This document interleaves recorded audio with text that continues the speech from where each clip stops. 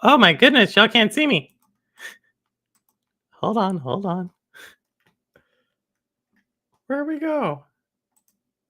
Oh, there we go. I was like, that's not y'all aren't supposed to see that. You'll see that in a second. What's going on, everybody? It's Purple Haze here. There goes Remy. I know he looks like a little stuffed animal, but that is in fact Remy on the couch. So we are getting visited by him today. But yeah, hey Dutchman, what's going on? Hey Wit. Yeah, so happy New Year's to everybody. It's 2025. So you know what that means. It's just 2025. I don't have anything. I don't have anything to say. But yeah, it's 2025. So another what do they usually call it? Another trip around the sun, I think. I don't know. But fun fact about the sun, did y'all see that NASA like put together a spaceship that got the closest that like any human Earth made object has ever made close to the sun? Yeah, like it got within 3 million light years from the sun, which I didn't think was like a big deal. And then they showed uh a chart to show how close that was to the sun versus where Earth is, and it's actually pretty close. So shout out to the rocket scientists getting really close to the sun. But first off, let me say hey to everybody. The first person who actually commented in chat was Rudix.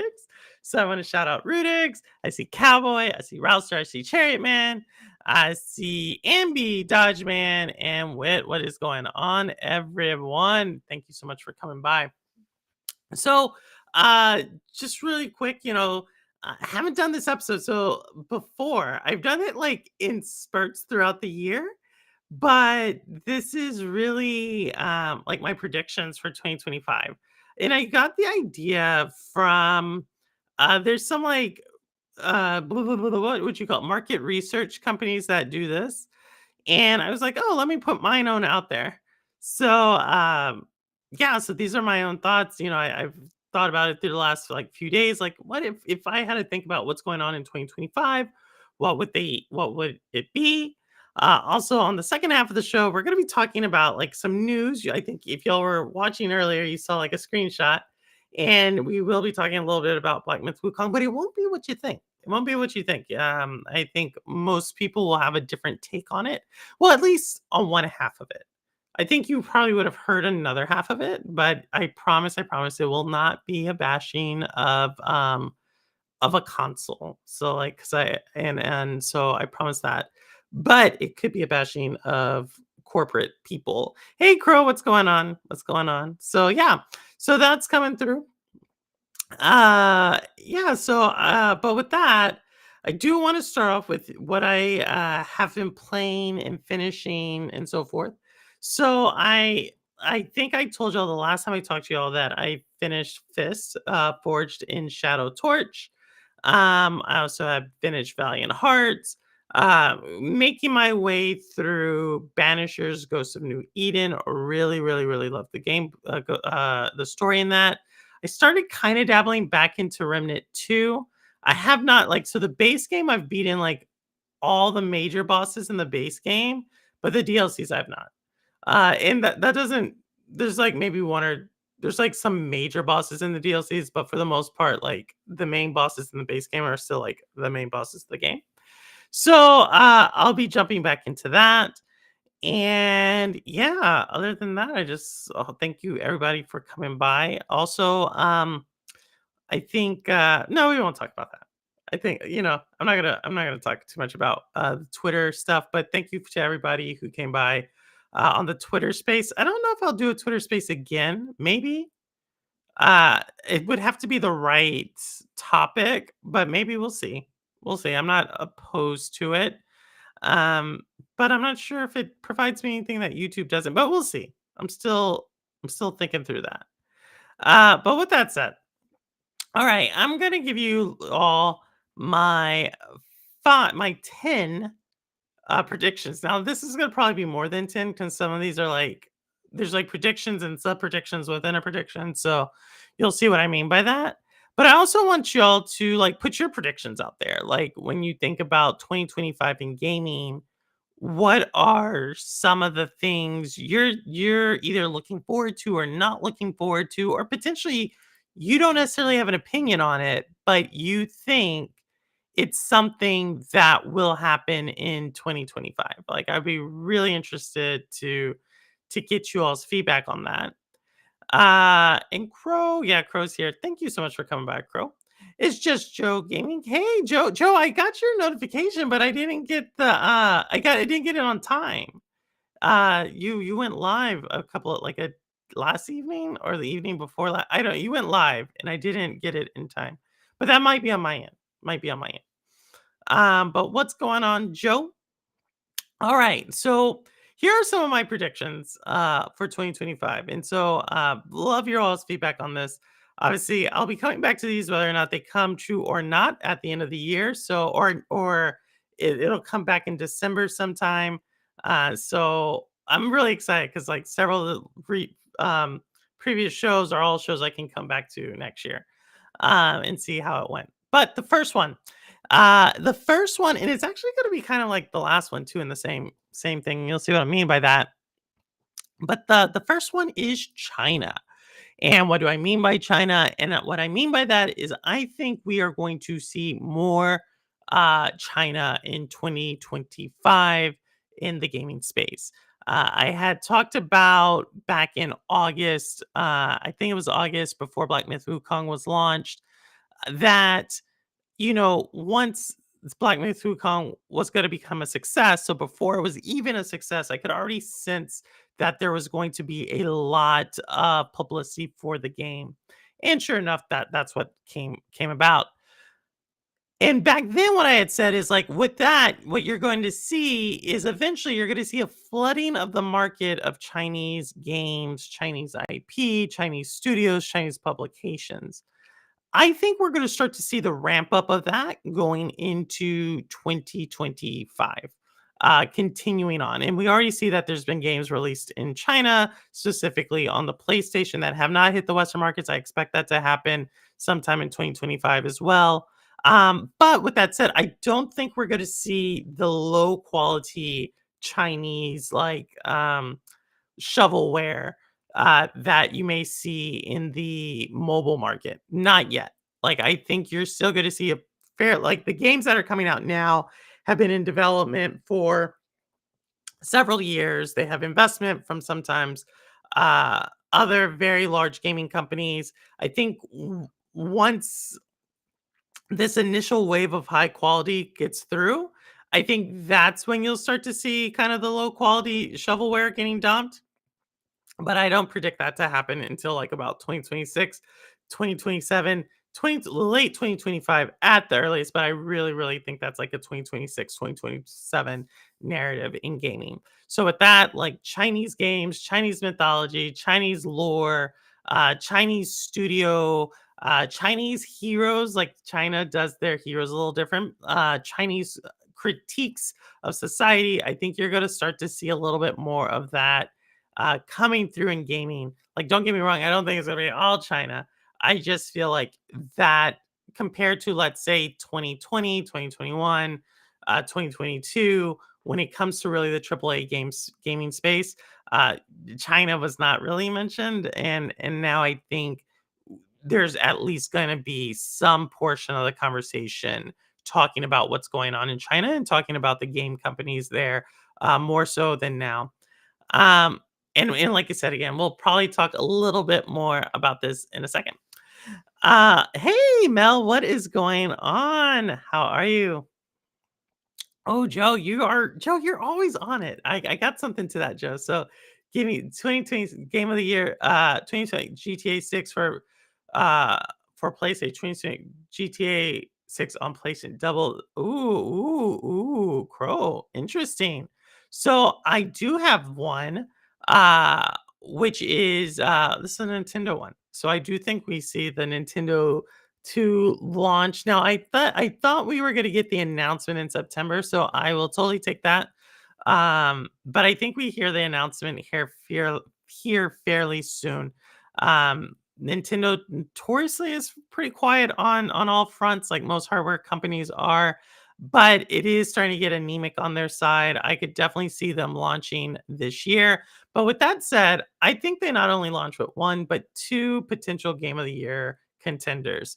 That is something we have not seen Nintendo do in the past. Usually they do launch with a marquee title. But this time I think they're going to launch with a couple of marquee titles throughout the year. So I'm not saying they're going to both launch like right away, but probably when we get a Switch announcement, which could be this month. I know Chariot Man had did some commentary on this last week. Uh, when we do get a launch, I think it's going to be more of a roadmap than we've probably seen in the past. It's not just going to be about Switch. I think it's going to be our Switch 2 or whatever it's called. I think there's going to be like kind of this roadmap leading up into the holiday season next year, to build up more hype for that. I think Switch 2 is going to dominate in the console area to a degree. And I'll come back to that in a second. I think there are going to be some innovative things. And just like every Switch, there's kind of, or every Nintendo iteration, there's like, this is kind of wonky. Like if you think about since in 64, really. Actually, I could probably make an argument since regular Nintendo, there's always like they always have done something innovative in their console. I think that trend continues. Me personally, I thought it has to do with cloud. It may not. And when I talk about cloud, I don't mean like Stadia. I just mean like utilizing cloud in some way that they haven't done before. It could be just for multiplayer, which would be a welcome addition to the Nintendo stuff. But for me, Nintendo launches in 2025. It launches with two Game of the Year contenders throughout the year. I don't know what franchises those are. Probably Mario. I think that's a given. Um, but the last one, it could be any number of them. They are definitely mining their IP. We could see potentially some beloved ones we haven't seen before. This is looking at you, Star Fox, but we'll see what comes out of that. I'm really, really looking forward to it, and yeah, more to follow on that. So that's my second prediction is Nintendo. What do you think about Black Myth Wukong? Last latest news. Oh, Dodgeman, I will be talking about that in a second here. I think it was on Steam, so it would make sense. Yeah, Joe. Yeah, I think China is just gonna be out there. Um, so let's go to the next one. All right, so this one is gonna probably not be a surprise to people. But if you are coming from the X Defiant community, it definitely won't be a surprise to you. If you haven't been following this company, yeah, maybe it is. But I think we see Ubisoft a major restructuring within Ubisoft, whether that's a buyout, whether that's a mass layoff, I do not know. But I think 2025 is about the last iteration of Ubisoft as we know it. With that said, I'm gonna go out on a limb on this and say I think Assassin's Creed Shadows actually is meets expectations, if not surpasses the expectations. I think at the end of the day, it will be seen as a success. But at the same time, I believe the Ubisoft is going to either have to spin out a couple of their studios that are underneath them. They're going to have to do some massive cost cutting uh, endeavor. Potentially, they'll be bought out. I always think like that's so tricky with buyouts and especially the terms they're putting on it.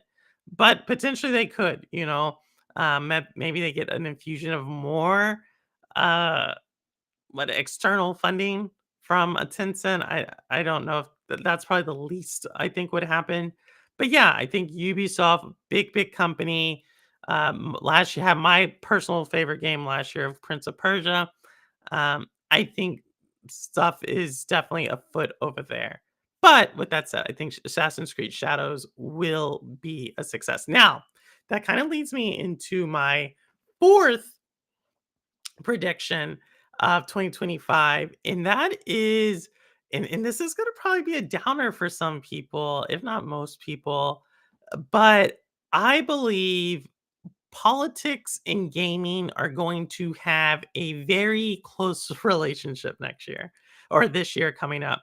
And what I mean by that is we saw this a little bit last year with the anti woke crowd and basically calling every game woke or every game they didn't like woke or um, just really bringing the spin from the political world, and I think that's going to continue, but even more.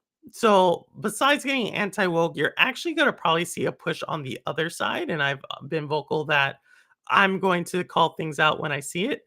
But I do think that there was some narratives last year, such as like Dragon Age, the Veil Guard is a failure. I think some of those narratives are going to change, especially as you start to get a little bit more DLCs and expansions coming out. We already see this with Prince of Persia. Like last year when Prince of Persia came out, it had very low sales numbers, like around I think 200,000 in the first month, and people said, "Oh, it's a failure." And obviously Sargon is he's like more pigmented, darker skinned character than the original prince. And Sargon's not a prince, but you get what I'm saying, man. The protagonist in the game. And so people blamed it on being woke. But as we get to the end of the year, we see the game surpass over 1 million sales for a Metroidvania. That's actually pretty good. And now a lot of people are jumping on it as saying like, "Oh, it's one of the best Metrovanias in the last several years," which is true, all true. And I think we're going to see that with some narratives that were attached to games that came out this year that people automatically said, "Oh, it's a failure. If go woke, go broke," and they're only like looking at like day one. I think what you're going to continue to see is that unlike before where you had like 90% of sales happening in the first 2 weeks, I think we're gonna start to see more trajectories that look similar to, um, let's use Cyberpunk, for example, like where Cyberpunk was like huge amount, people were upset with it, but then there was like a couple of spikes later on, and then a huge spike with the addition of a television show. I could definitely see that, maybe not with a television show, but maybe with a DLC, maybe with a spinoff to another game. Um, I feel like you're going to see this, and why I bring this up in this topic about politics and gaming is because uh, I believe like a lot of the culture wars are going to be fought like on the front lines of gaming. On top of, and this isn't one that gets talked about a lot, but my actual work job does deal a lot with like under like being very up to date on current events. Um, I think gaming is going to be thrown into the economic policies of the United States. So specifically thinking about tariffs. Not a lot of people may remember this, but back in 2019, the previous Trump administration had slapped tariffs onto gaming initially, and you had to have Nintendo, PlayStation, and Microsoft all go to the administration and ask for an exemption, which they were originally granted. Given the if you heard me before what I said about like with China and where they are gonna have a bigger play into gaming and what you've heard a little bit about what I've said with some of these other companies in gaming, specifically Microsoft and Nintendo, pro US, pro like protectionist policies and so forth, I could see gaming getting thrown into the political conversation, specifically as it pertains to tariffs. And I don't think it's going to I don't think everybody's going to be a winner. Let me say it like that, which is going to further politicize the gaming environment. So 2025 major prediction is I think gaming will not escape politics. If anything else, it will be definitely front and center on several fronts, whether that's the culture war, whether that's on economic policy, and potentially even as we start to think about certain gaming influencers becoming a little bit more of a political influencer. So more to come. But with that said, uh Cowboy said, hold that thumb. Oh, I'm so sorry. Cowboy. I didn't say, once I was rolling. Let's get this up here. Let's get this up here. Says, hold that thought. He said, hold my beer. Let's get something going. And that is hold this thought. It's time for the money train, ladies and gentlemen. Let's show our support for oh my goodness. Thank you so much, Cowboy. And thank you just for everything, Cowboy. Just I went back uh and watched that video because I watched you and Holtz, that most recent Holtz video you had with his family and his brother. I think he had both brothers there. And then so I went back and watched when I met up with you and Holtz in New York City, and I thought that was just brought back so many great memories about that night. So thank you for the donation, and thank you everybody who's a member. A prediction I'm not talking about, but I will be doing more member exclusive content. And I there's only like 10 or 12 of y'all, so but that's still enough, and I think, I might be giving you, like, weekly messages or something, we'll see. So if you wanna get those weekly messages, let me know, and, and it's, right down there, just 99 cents, and, as I said, I'll probably be doing a game giveaway here pretty soon. Almost have enough for a couple of games. So thank you so much, Cowboy, for that. All right, but let's see. Mr. Urban wrote, speaking Spanish, Micro will most likely have their OS on third-party hardware similar to Valve. That sounds like a plan, I believe. Meta's doing the same with VR, but I'm thinking years from now. Rick G, there's so much money in gaming. It's crazy. It's also a control tool. Yes, it is. Yes, it is. Oh my good, Ambi with gifting members. Thank you so much, Ambi. Oh, there's some friends there. We got some friends. Iconic Video Games got a membership. Woo woo. Y'all, if y'all have not checked out Iconic Video Games, he has a show Sunday morning, which is really cool because no one has a show Sunday morning. And so I'm able to catch that one in my morning routines. Back from the Dead. Haven't seen Back from the Dead in a while. MJ Dark. Definitely got some Xbox people here. Rowdy versus Gaming. Rudix, Robolica. Thank you all so much. Thank you, Gammy, for adding those people. Thank you. And Dodgeman, thank you. Thank you, Dodgeman, coming through. Um, y'all, and like I said, I'm thinking about making that like a Monday personalized message from Purple to you all, and maybe doing like a quick update on how I see the week ahead. And we'll see. We'll try to build off on that. Like try to maybe put some stream plays today together. Like we'll see. I've been talking to Holtz a little bit about it, so more to come. All right. So thank you for that, Cowboy, and thank you, Ambi, for adding on, and thank you, Dodgeman. Of course, it means so much for to support the channel. Like I said, I'm just gonna flip it around and do giveaways with it. So thank you all for the support. All right. So number 5 prediction, and this is gonna surprise some of y'all if you watch my content.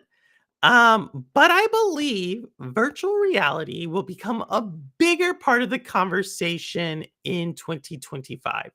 And that is going to be potentially at the expense, not of console, not of PC gaming, but of cloud gaming.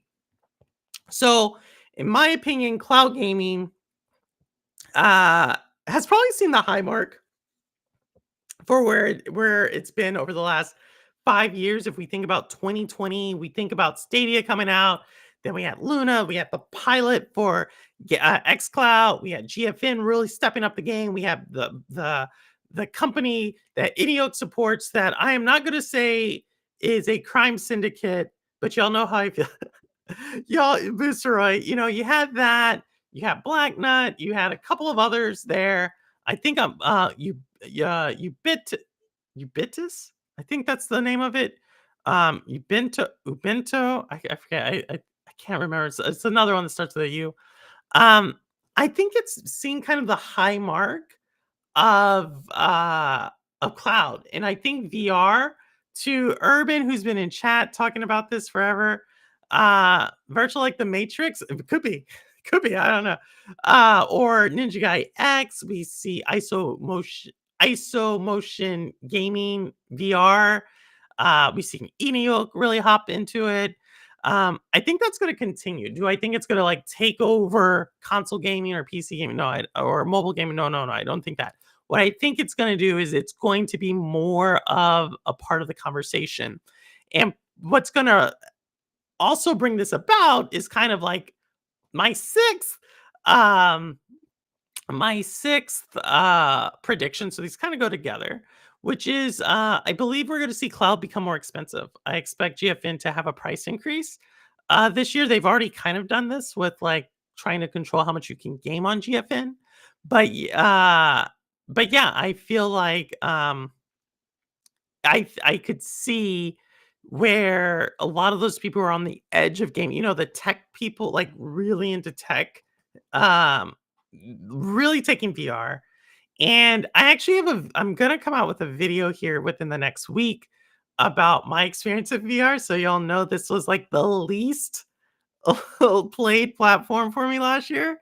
Like, if you're talking dollars per minute that I spent in VR gaming, the numbers it's like 30, it's like $40 a minute. Like, I did not do any, like, I played it, it was cool, but I had a different experience recently, and so I do wanna talk to y'all about that, but I'll wait till the video. But yeah, I think VR, and I see you there, um, so Rick G, let's see, they're already testing AGI, and this is scary. AI, this is shoe running and feeding itself is frightening considering politics is everywhere. Yeah, yeah, these are y'all are getting kinda to my last couple of predictions here.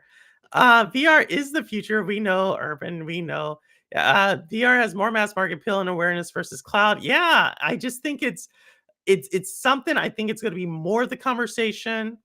It will, even if it's not for game, it's going to replace computers, just not anytime soon. You never know. Happy New Year, Jeff. What's going on? There'll always come time where VR will fit into our pockets. I don't know what that means. Let me Urban, I might just be, see you there. But yeah, it does make sense that it gets more expensive because of getting it was an investment and a way to get off quicker, but and profit doesn't come soon if they will face price raises. Exactly, Rouster. Where I think the price increase will come, and I said this when GFN originally announced that they were putting their controls in place, is the way cloud providers make money.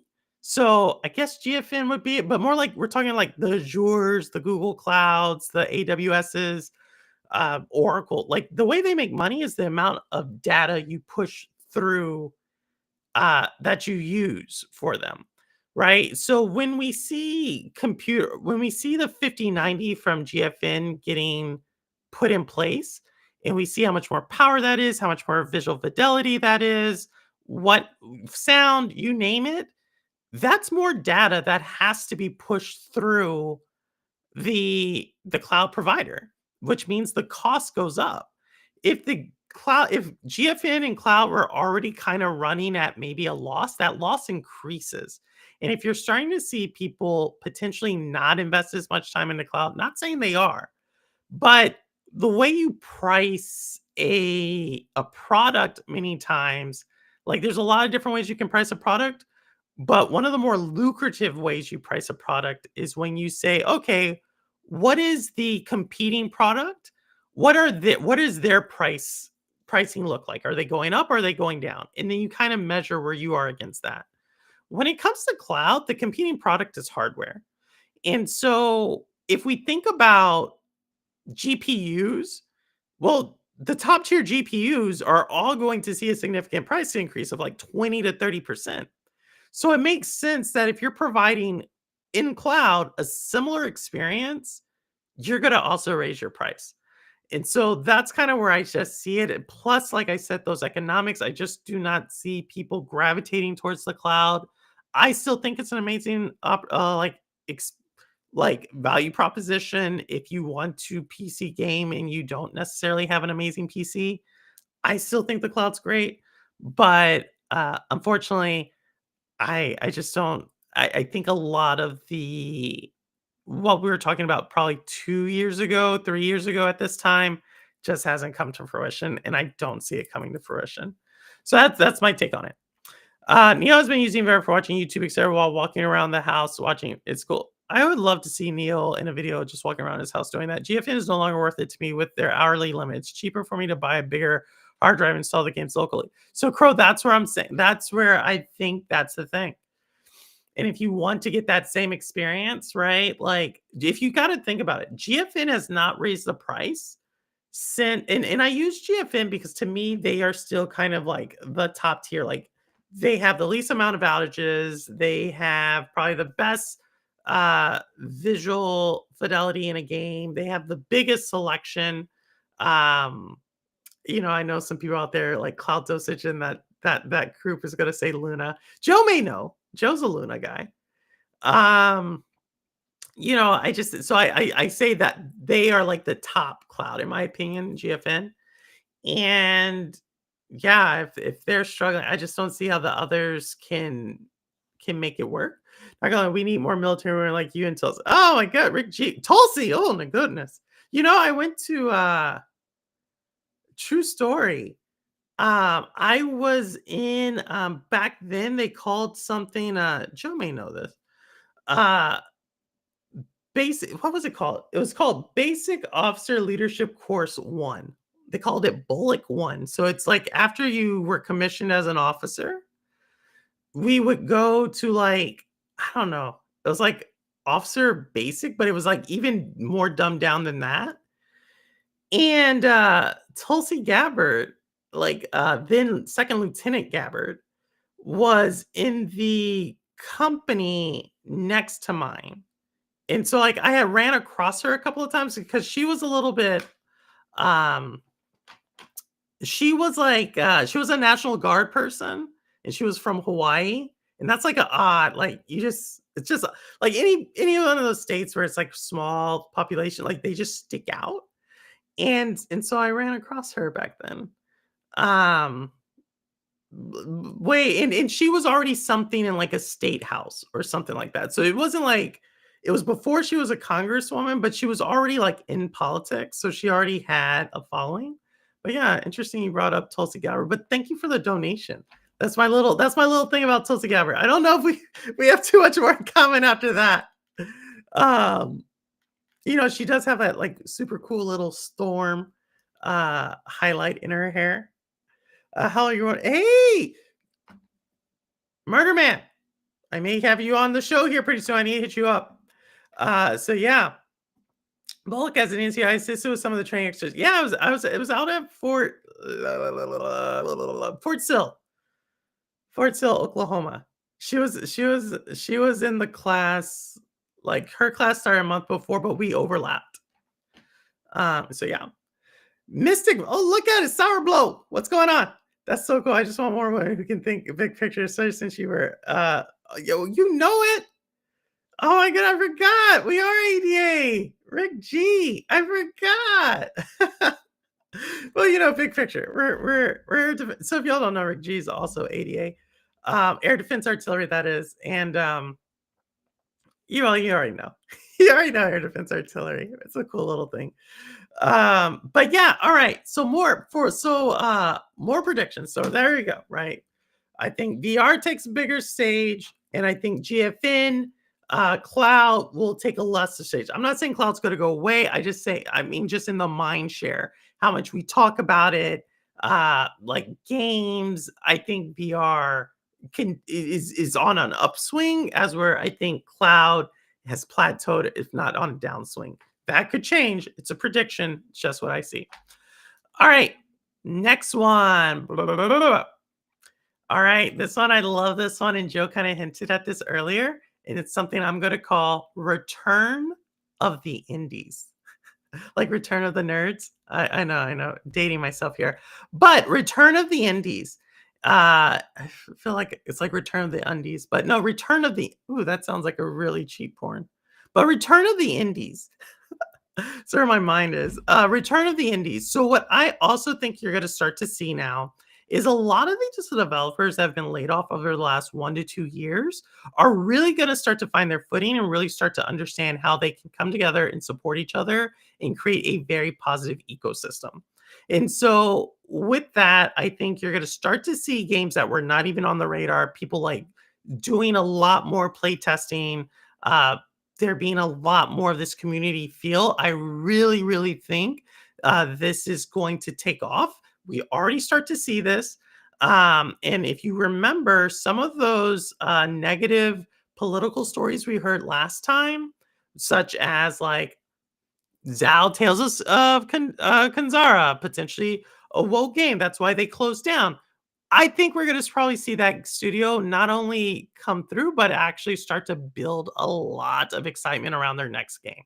So again, this is kind of that trend around go woke, go broke, or layoffs. These where they were laying off like DEI hires. I think you start to see a little bit of that reverse as some of the narrative changes. And I think in 2025, that's going to take hold. And I think that's going to take hold in the indie space specifically. So indies, I think they're gonna also start to come through, in a way that's always been there, by the way, um, but more so, especially as you start to get more of the creatives, more of the people with the passion, more of the people with the experience to put together a game, and no longer have the constraints of potentially like a large publisher telling them what to do. So yeah, Mouse Detective, let's go. You already know it.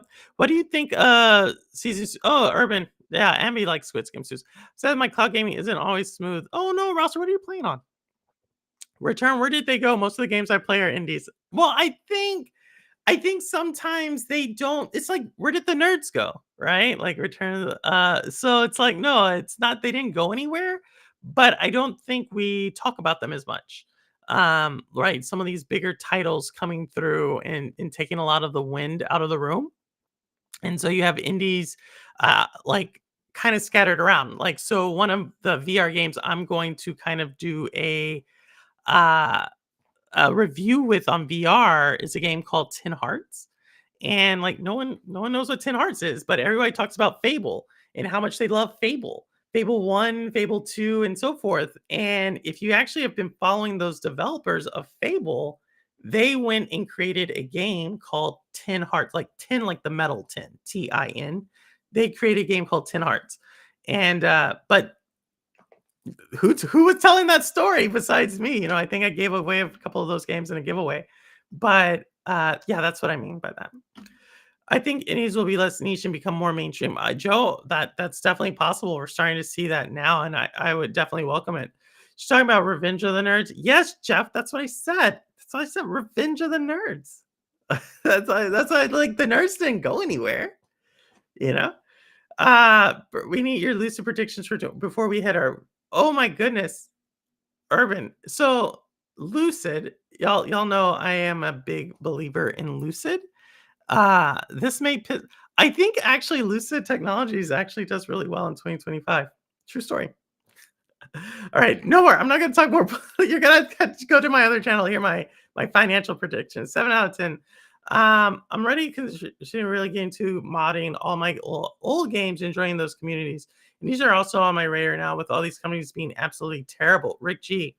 And this is where it is. If you I think for my top 21 games of 2025 that I'm looking forward to. I knew the number back then. I think it's like 14 of the 19 are indies. Like it's a super high number. And two of the ones that are not indies look like they could be an indie. So thinking about South of Midnight, and what's the other really big one? There's another really big one that looks like an indie, but it's not. So yeah, I hope more people get into them. I'll definitely be covering definitely the more horror ones on my channel. All right. Oh, oh, I meant Revenge. Revenge of the Indies. My bad, my bad, my bad. Return of the Jedi. Well, that's another one. The Jedi didn't go anywhere. um, so yeah. So that was my seventh prediction. All right, my eighth prediction. Um, and this is gonna like be kind of counter to what I just said, but I think we start to see and hear a lot more from some legacy gaming companies that may have been under the radar a little bit, but are going to start asserting their uh, dominance is not the right word, but they're going to start really becoming a little bit more of a player in the space. And the game I'm talking about, or the company I'm talking about, it's probably this prediction is probably 2 months too late, but that's Sega. I really see Sega on a really, really high upswing right now. You have to think, not only did they come out with the Sega movie that toppled Mufasa, right? Like, I know it's close, but they're still a little bit ahead of Mufasa on that side. It looks like they're going to probably cross the 900 to $1 billion mark for us for a Sonic. I've not seen any of the Sonic movies. Okay, let me make that very clear. But yeah, Sega subscription service. Joe's bringing that out potentially. If y'all did not know, Refazio, Mel, was Mel's game of the year. The Refazio one, I cannot think of it. It's like one of the turn-based ones that's actually published by or distributed by Sega internationally, except in Japan.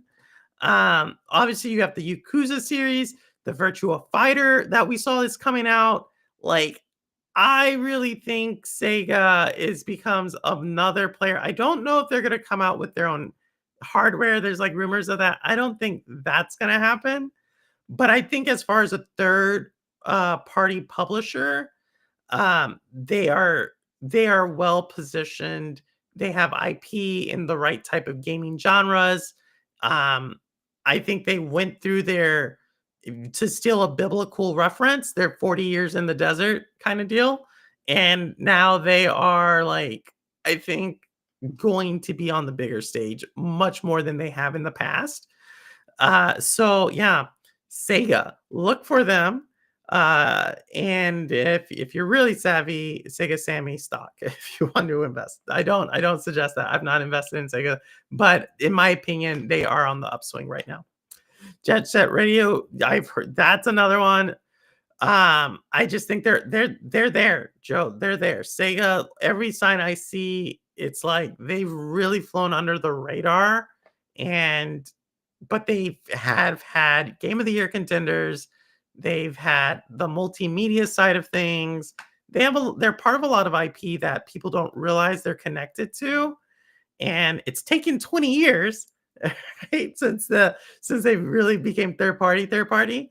But I think out of all of them, Sega is one of the oldest gaming companies, and I think I don't know, we'll see. Like I said, we're gonna see more of them. So they're going to continue to reassert themselves, continue to hit home runs, and we're going to start talking about them in a very interesting way of talking about games. Like, they're going to kind of elevate to that top 10 status, in my opinion.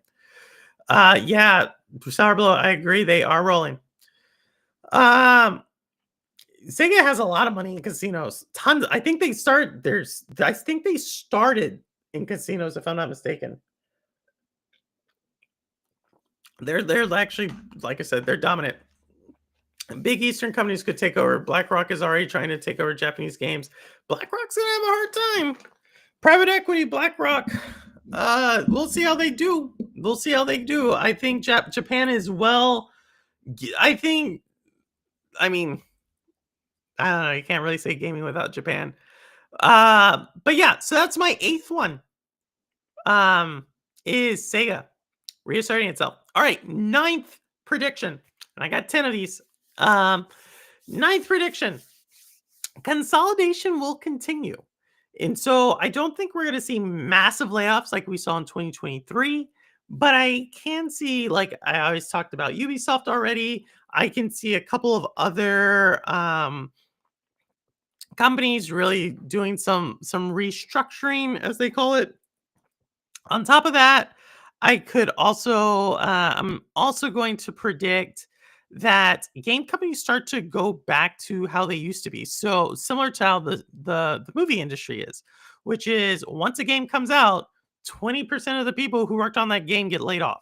I really see that happening. Really see the gig economy, contractor economy within gaming picking up, which would also lead to what I also think is going to happen, and that is I think you're going to start to see quality continue to, as a whole, for certain games continue to release in a low quality state. That doesn't necessarily mean bugs. It could mean that, but that also means like shallow storylines, right? As you start to see, like, they don't necessarily have the experienced writers, or they don't necessarily have the experienced artists, or they start to rely on AI to do more stuff. I think you're going to continue to see this consolidation. And the winners who understand how to navigate in this world and have been winners over the last few years, they're going to continue to be winners, but the losers are going to continue to be losers. And if you kind of overlay that with that idea of revenge of the nerds, the losers are going to be really losers, and they unfortunately are going to continue to lay off. And I think that is going to continue to drive throughout 2025. So prepares that all gaming companies will continue to lay off. Unfortunately, the ones who are hanging on right now are really probably just hanging on because of trying to get a game out the door right now. Biggie's so proud loser. No, Urban, you're not a proud loser. All right, last one. Okay, and this is two-sided. All right, two-sided. It's one of those ones. I believe the drought will be ended in 20 the drought will end. Let me say that. The drought will end in 2025, and Xbox will have a Game of the Year contender in 2025. Do I think they will win it? I'm not saying that. I think they will have a Game of the Year contender in 2025. With that said, I also believe they will have a major flop in 2025. All right. And now that could be a game, that could be on their subscription side, that could be on their platforms. They're going to have something that is going to be actually pretty bad. And so why do I think that's going to happen? Because I believe the pressure on Xbox has been turned up exponentially over the last 2 years since the ABK deal, to really perform. I think right now Xbox has the best lineup that they've ever had in first party titles coming out. I believe, we saw Indiana Jones. I'm not a fan. I know some of you all are fans.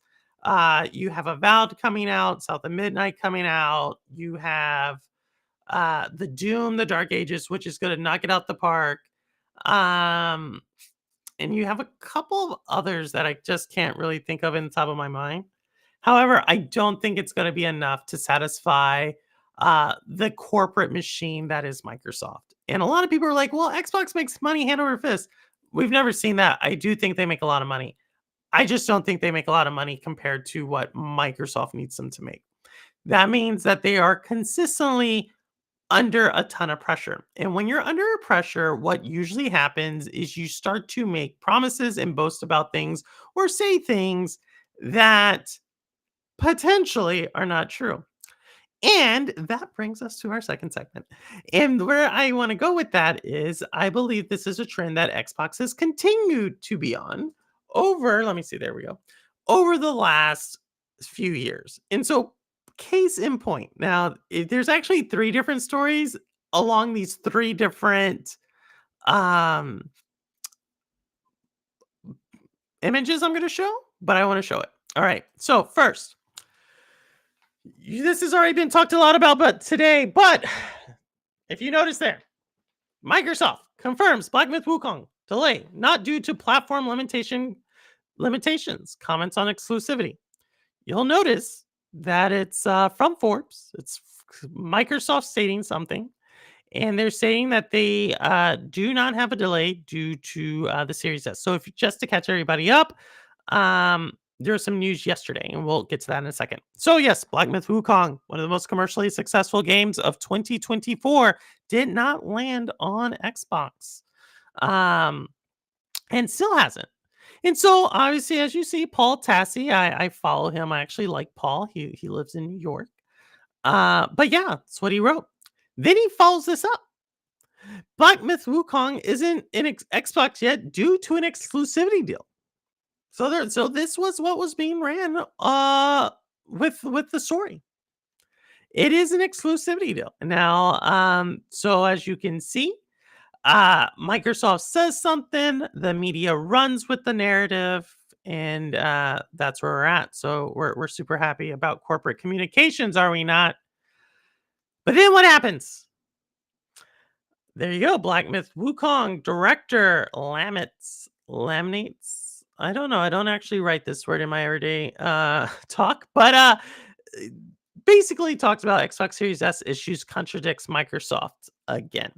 So if you notice, there is something there, right? Paul Tassi wrote all the stories. Microsoft had their own version of events, and in Black Myth Wukong had their own version of events. Now, this is not something, if you've come here to hear me slam the Series S, I'm not going to do that. I still think the Series S is one of the best values in gaming. I think to play high quality games at for $220, I don't even know how much the Series S is right now. I know I bought mine at $230. I think that's a phenomenal deal, right? Even with or without Black Myth Wukong. Um, what this is a critique of large corporations who are under pressure. And I absolutely believe Xbox, particularly that division, is under a ton of pressure. And so, with that said, when I think about people are like, well, they make tons of money, Purple. I get what you're saying, but I want to give you all a little bit of an inside look into how companies operate. Large company, like multinational large company. This is coming from someone who is an executive, who's been an executive at one, continues to be one, and also consults with them, right? The way it works is this. All right. I have 3 business segments. Okay. As the head of the company, I can say, okay, let's direct our investment dollars at section group A. In this regard, we're going to call group A the cloud department. I give the cloud department $1 million. The cloud department comes back and says, we'll give you not only a million, we'll pay you back with 2. It's 100% return. It's like easy, making tons of money, right? Not so fast, says the corporate office department, right? The suite of Microsoft programs and stuff. They say, hey, if you give me $1 million, I'll turn it into $2.5 million. So I'm like, oh, wow, that's pretty good.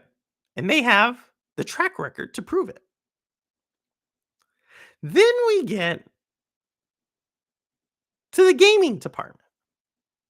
And I give the gaming department $1 million. And the gaming department's like, we might can give you back $1 million. But most likely we're going to be like 1.2. Eventually that adds up because me, as the CEO of the company, I need to show results. On top of that, the really cool kid, when I gave the gaming company, like I gave the gaming company a lot of money at one time because they were the really cool kid. Everybody was talking about gaming. Everybody was talking about VR. Everybody was talking about cloud gaming. Everybody was like, oh, they're going to stay home and they're going to game a lot. So I said, you know what? Let me give the gaming department a ton of money to capture a lot of growth going forward. Fast forward 2 to 3 years, and I realized that's no longer the role we live in. Matter of fact, the cool kid in my company, the cool intern that everybody's talking about is an intern called AI. And if I give AI some money, my stock price goes up and I make more money. If I give gaming more money, what's going to happen? I'm going to have regulators on my tail. I'm going to have potentially, like I said, who knows what the profitability is.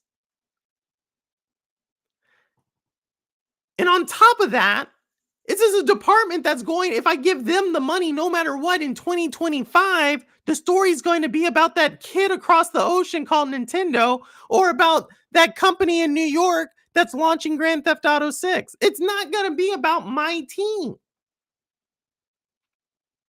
Now, obviously, I've inserted myself and called these other departments other things, but this is the story Microsoft's in. This is the story of like what you look at when a company is under pressure, when they are being pulled in different directions. And so, what you have to do if you are the head of the gaming group is you have to talk a big game. You have to always go on the offensive. You have to always spin everything that's a negative story about you to be a positive story or blame some boogeyman. This is where Xbox is at, y'all. Xbox is under a tremendous amount of pressure. And it has nothing really to do with Xbox. It has everything to do with the ecosystem they find themselves within. Like if Xbox was an independent game developer who's like just trying to cover cost, done deal. They don't they're success. You cover your expenses, you have a little bit more money to invest in the future of your company, you're good. Larian Studios, perfect example. But they're not. They have to continue to show growth year after year, quarter after quarter. And what I believe they're going to find, they're putting 2025 is where everything is right now. All the marbles are on 2025. Because they've already come out with a really big Call of Duty. Most likely the next one, a Modern Warfare, isn't going to be that big. We already know Black Ops 6. And we already know that people are leaving Black Ops 6 now. So we already can almost assume that the player counts and the investment in putting Call of Duty on Game Pass may not be paying off. But it's not necessarily in the story. You still have Doom, the Dark Ages coming out, which I think is going to do phenomenal. Unfortunately, South of Midnight, as much as I love it, it's probably not going to do it. Unfortunately, Avowed, probably not going to do it. Fable, we'll see. You know, Fable's kind of this, it's a weird one because the newer generation just doesn't know Fable. So I believe Microsoft is under pressure. And despite the Game of the Year contenders that I think they'll have, I think you're going to continue to see them in this kind of over communication side of things. And so if we step back one more thing, I want to bring something else up, right? That now this is the part. Now y'all already heard. If you heard MM2K, you heard Reforge Gaming, you heard any of those people, Twitter, whatever. You heard what I just told you, right? You heard the story from Purple's point of view. But I also want to bring up something else here that no one's talking about as much. But I, being the veteran I am, so Rick G and It's Just Joe, also veterans, y'all will this might resonate with y'all as well. And that is if you see what is underpinning this entire story. Think about it. I'm going to say the sequence of events. Black Myth Wukong comes out on PlayStation, not on Xbox. Rumor is Black Myth Wukong is being held back because of limitations of the Xbox. Microsoft says no. Black Myth Wukong eventually comes out and says yes. Throughout that entire through line, there is one stakeholder, one actor, one participant, one party that we're taking at face value more so than the corporation known as Microsoft. Now, y'all know I've been very critical of Microsoft and their communication. I just did it right now. I would hope that we are also critical, and this is driving back to one of my previous predictions, because I do not think the gaming community is this insightful, unfortunately. We are taking a Chinese company at their word. Now, this is, I highlight this because my entire time in the army, this would have been blasphemous.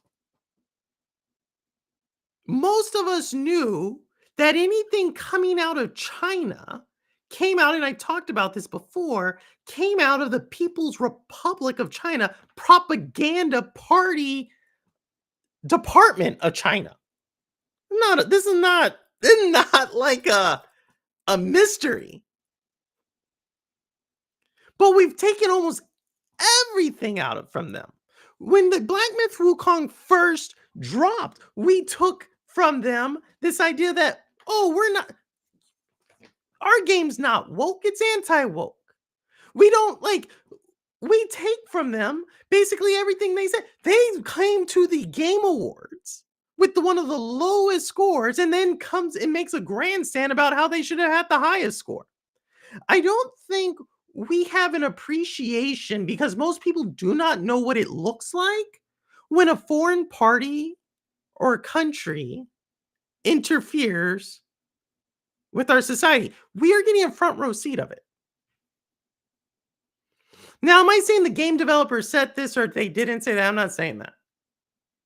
What I am saying is we need to be skeptical. None of us in this chat speak Mandarin. None of us in this chat read Mandarin.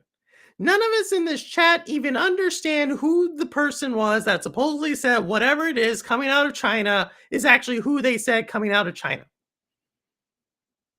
But yet, we took their entire narrative and ran with it.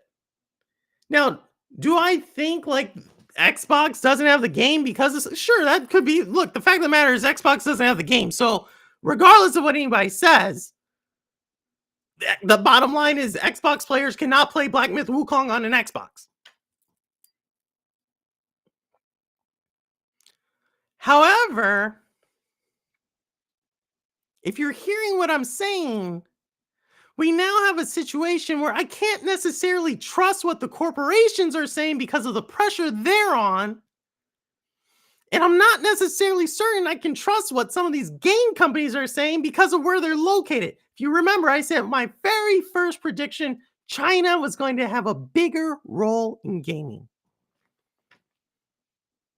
Do you think that stops with them just building games?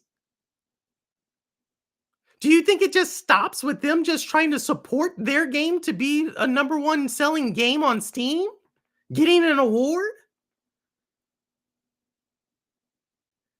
Like I said, I've been through the threat briefs. Like when you are in the army and you're an officer, you're a major, you feel great off, you don't even have to be that. And you get top secret clearance, you do something called a threat brief. I'm very well familiar with the capabilities of China. And what I see is I see a gaming community that is missing potentially the larger picture and backdrop of what's going on here. We keep thinking about this as a console war between PlayStation and Xbox or Nintendo's thrown in there. We do not understand the power, and Rick G had mentioned this earlier, the power, the magnitude of gaming. If you kind of heard something I talked about earlier, I said gaming was going to be more in politics this year. What did I mention? Sure, I talked about some culture war stuff, but the bigger thing that actually has an impact on people's dollars and people's time and people's savings is the tariffs that potentially are going to be put on gaming. Now you have potentially a tool to sow doubt about companies and about what they're actually saying, right? Because the Warren Buffett actually has a really interesting saying. He says, you can lose me money and I'll be okay with it. You lose my company's brand and prestige and I have issues. The strongest things companies in a capitalistic society actually have is their word and their prestige. And that's why I'm so critical about Xbox. Because it's like you're doing the work of your employees or your adversaries automatically. You're over communicating. If I had anything to tell Xbox, I'd tell you, shut up, stop talking. You can't keep you can if you keep going down this console wars, you can't keep up with the console wars. Content creators can't even keep up with them.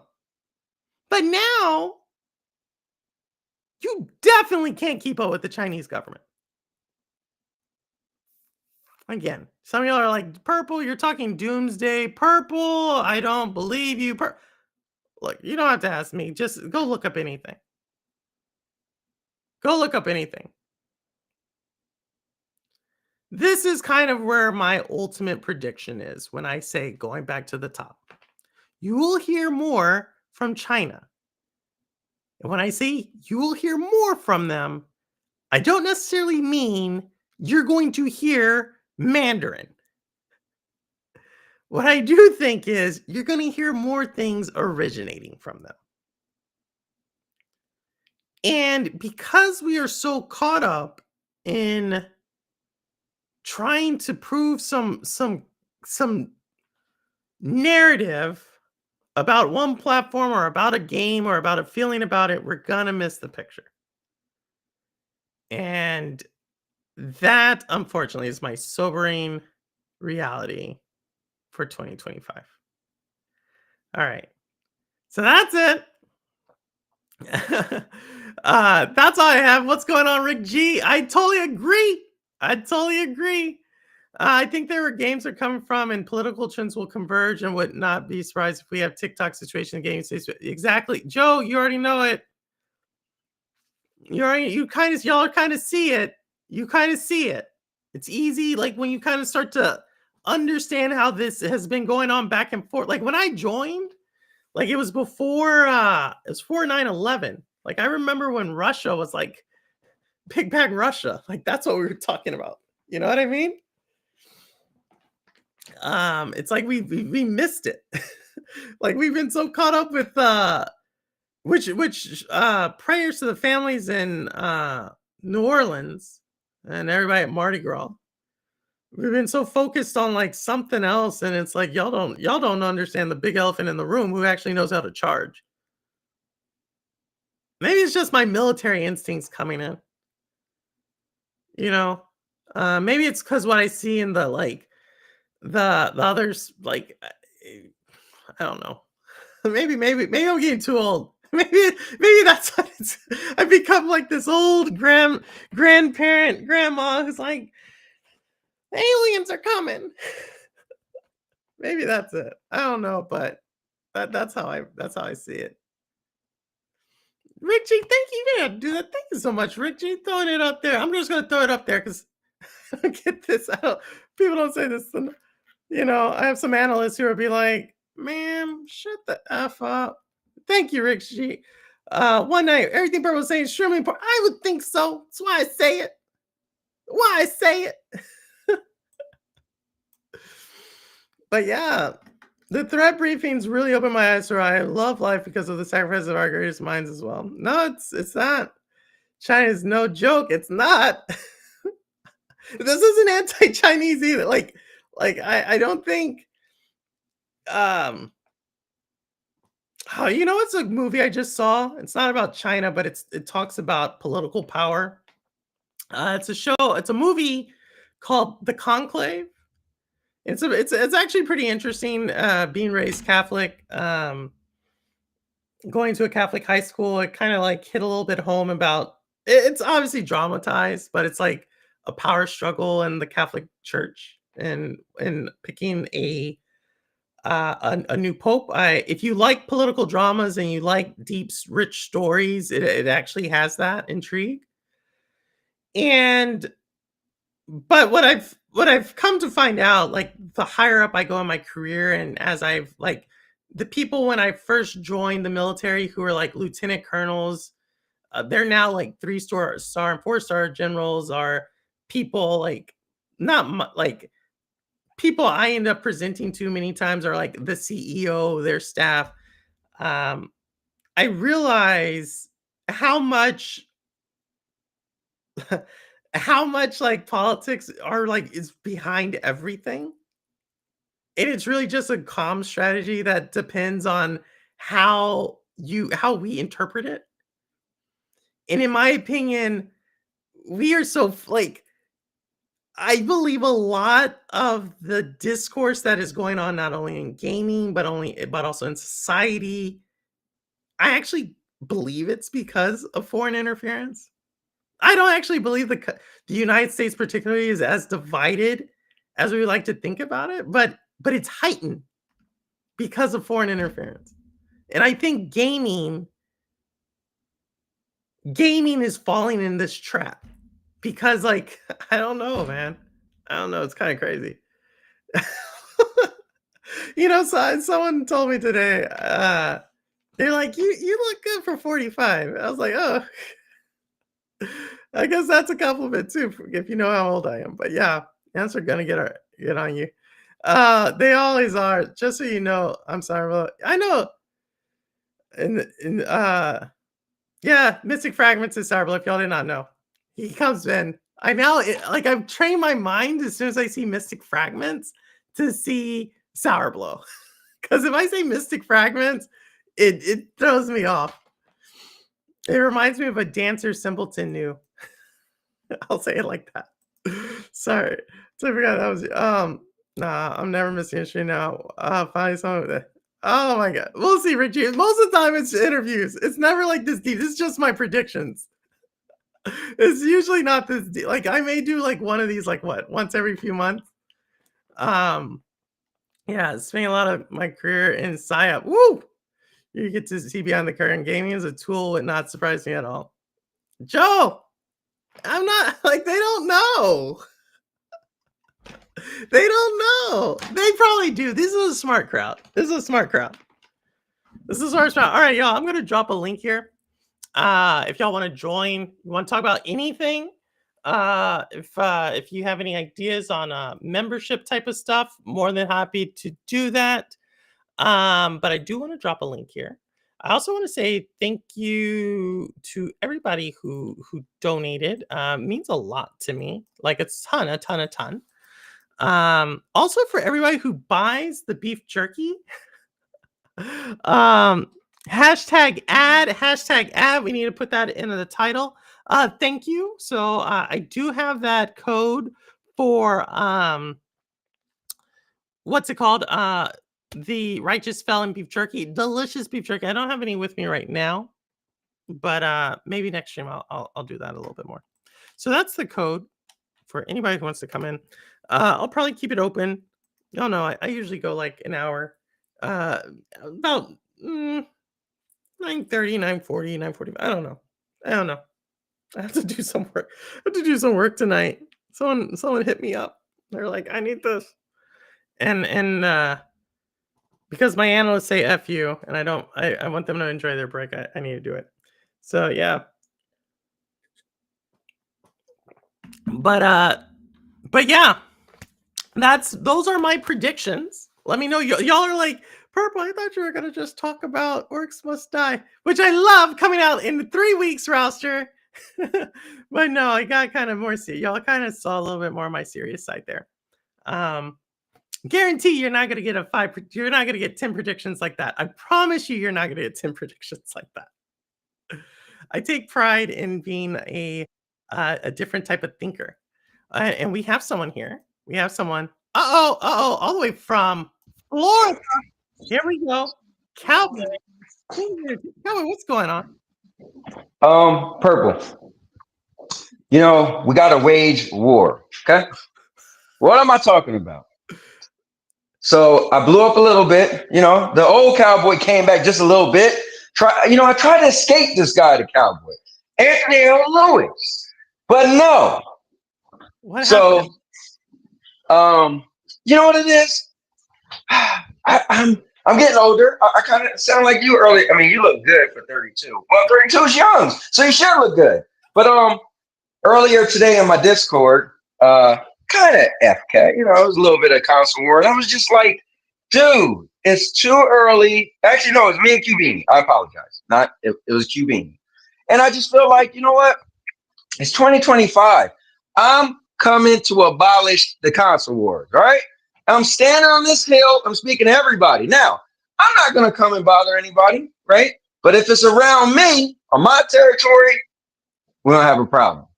And he was just going on and on. And the thing was, it was like PlayStation and Xbox. I was like, okay, cool. You put the pictures of all the games Xbox got and all the games PlayStation have, but I thought you was a PC guy. So I was just like, well, show me all the exclusive list of PCs. No, PCs are open source, so it doesn't matter. I'm like, no. You can't do that. Because if you, then he was like, no. So anyway, this is a message to everybody. The cowboy, king of entertainment, Anthony L. Lewis. I don't give a damn what you call me. If you come around me, you console warring, make it look stupid, right? That sounds mean, but it's real, right? And so you know what I did to him? I made him look stupid because I just used his words against him. Guys, it's 2025. Let's unite gamers. Play on your damn. I mean, I seen something where Atari's coming out with I don't know if it's real, but Atari's coming out with a handheld. And I'm like, well, look, people like Irving could play these super old games and we could all get along, right? So now that's just what that's in the day in life for me today is that man, it so much tear down, so much. And again, it's never console wars isn't going anywhere. We've been doing this since Atari and ColecoVision. Well, Purple, you want to know about that because 32, But so anyway, that's just what I'm just putting this message out. Don't come around me with this console war stuff, right? So if you come on my podcast, listen, we could talk game versus game, but I feel like the whole this is better, and as long as it's intellectual, right? Like if you come over there, Purple, you got a way of romance and everything. Purple make everything sound good. You just shut up and listen and be like, all right, let's hear what she's saying. That's different. But the stupid, well, this is better because it got Sony's name on it. Man, shut up. I'm sorry. No, Anyway, I love it. Like I said, if you notice, I did not make. Like I said, I thought the series. People thought I was going to talk about the Series S because of my title, but I was like, no, it's still the best deal in gaming. Yeah. I mean, like I said, my thing was about the corporate communication, and they're doing. Oh, who's that? She's building. We're almost done, Purple. Putting everything together. Sorry. Oh, nice. Yeah. Now, you did it. I love that. I see where you was going with it, and that whole thing about Black Myth Wukong and everything. But it's cool. Like you literally give information, right? And you give a opinion on your information, and it's as well. I love the way you do things, right? It's very well loved to me, right? And even when you make a jab, it's like she ain't wrong because it's fact based, right? I love facts. I love logic. So even if it isn't fact, but it sounds logic, and you're like, okay, everybody in the room could be like, okay, you might disagree, but you're like, you know what, the way she presented it, I see what she's saying. I might not agree. So I think that's what's cool. But I just feel like I'm getting tired of just like the caveman with stick argument, just hitting each other. Like you didn't even say nothing remotely with any type of logic to it, So I try. Appreciate it, Cowboy. Purple. Got the new one came. My workout set. I ordered the wrong one, but the new one, there we go. The new one is that here. A Bowflex? No, it's like it has like the pin that you put in, and yeah. Okay. So I'm gonna put it right Bowflex. here. I remember those Bowflex commercials. Yeah, I remember the Bowflex back in the day. So Purple, most anticipated game. Well, we know Reanimals, but Reanimal, yeah. Okay, what's your most anticipated AAA game? Sorry, AA game. No, AAA game. I'm messing my A's up. Yeah, what's your most anticipated AAA game? Big game? Yes. Just because I'm going through my list, I'm gonna have to go with Assassin's Creed Shadow. Okay. A lot of people hate that game for a lot of reasons, but yeah, and it's not even out yet. I think I like Ubisoft in their history, despite what Severin says. If he's here, he'll be like, "That's fine, no samurai." He'll talk about whatever. But I think Assassin's Creed Shadow is probably the next big game I'm looking forward to. If I had to think about my list, yeah. What about you? Monster Hunter Wilds. The reason, and it's a really cool reason.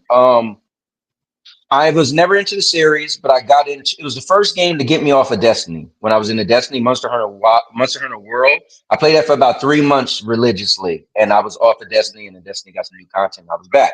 But what I like is it's the type of game that you don't have to play all the time. Like games are, companies are doing a great job of hooking you where you got to play every day. And if you miss one day, your friends are going to be way above you. But the cycle with Monster Hunter is it's the same thing, right? If I don't play every day, my friends will be more powerful. However, when you could do a mission, I could just say, look, I'm playing today by myself and I'm gonna hunt this creature. I go to the board, look at it, man, it's kind of powerful. But I'm gonna try to take it down myself. And I get there, I find it, and it's powerful. Well, I could do this thing where I just shoot a flare up and people just come running into my game. And they come to help. So it's like, and then once I beat that creature, I'm like, you know what? I'm done playing for the day. So it's kind of cool because it's like on your own level. And even when I played the beta, I was like, honestly, it's nothing really special over the one I was Yeah. into, but it's more the same. And that was a good thing with some more advantages. So just to have a game where I'm like, dude, I want to get on today. And, like I told him, Dodge Man, I'm buying Dodge Man the copy of the game because he's amazing. He's, just a superstar, man. I love that guy. And he donated so much to my channel last year. Just a good dude. So Yeah, told Dodge him, Man's good he was people. like, he never played it. I was like, I'm buying you the damn game, whether you play it with me or not, but I'm buying it for you. But anyway, yeah, so it's the type of game where you might not be into it, but like, dude, let's go hunt something today, right? Let's play for 30 minutes or something, see if we catch something big, purple, see if we get something big, and So then we could be like, I'm out. I So might that's I my. might play it. I might play it. I mean, Mhm. um, Ellis mentioned Mafia Old Country. That is one. I'm playing Mafia Okay. right now. I never played it, and so I am Right. streaming Mafia right now. It's pissing me off because it gave me more content strikes than any game ever. Oh my! I Is mean, it what music? yeah, it like I Okay. cleared them, and then it gave me even more. I'm like, Wow. I was like, yeah, like it's just And taking then, me time to just clear that and I thing. guess it's an older game, so I guess they didn't have streamer mode, right? They don't have streamer mode. It's Okay. but it's not. It's like a hard game because not all the songs are just from when you're Mhm. driving around, and so it's Mm. like, oh man, like I had like for a hour 40-minute stream, I had like 15 content. Jeff told me about this. Jeff's like, well, that's why I keep everything on silent. But I'm like, that's boring then. Yeah, yeah, So, yeah. It can't be. so I'm Yeah, like, oh, I don't know about this one.